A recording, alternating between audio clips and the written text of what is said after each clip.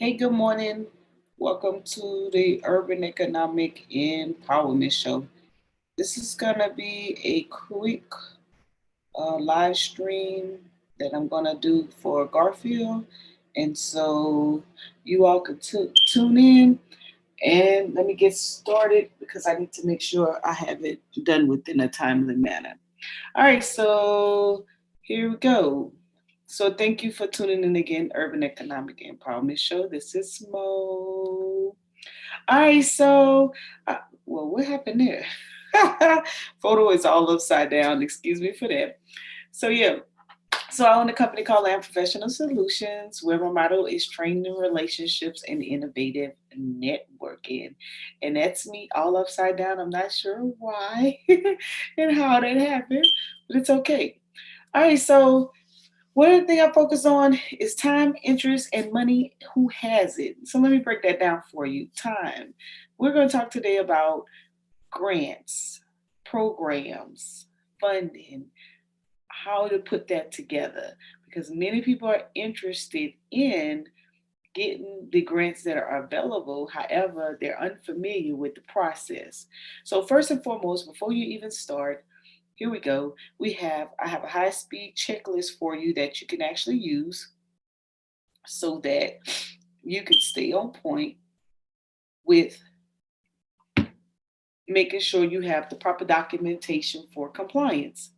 So we have the recognized tax exemption that's done with the IRS. You can go to irs.com and seek out that information. You have your EIN, same location you can find at the IRS. Articles of incorporation, whatever state that you're going to house your nonprofit organization, that's where you go to the Secretary of State and file those articles for a nonprofit. Some states may incorporate 501c3 information in there. However, if it does not, they may have an additional document called the 501c3 attachment. Just make sure that you retrieve it or make sure you ask questions before you assume that you've filed all proper documentation. Then you need to make sure you have your list of board of directors. Okay, and that's normally determined by the founder of the organization.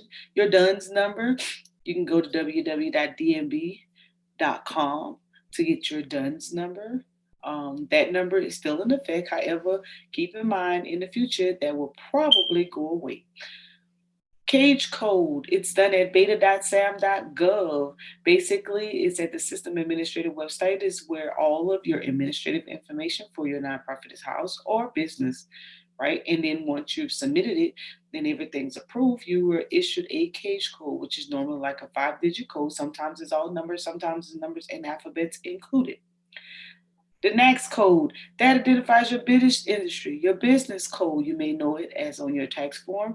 And basically, if you look it up, the North American Industrial Standard Code, it identifies all the different businesses that are out there. And so there's one unique to the type of services or goods that you provide.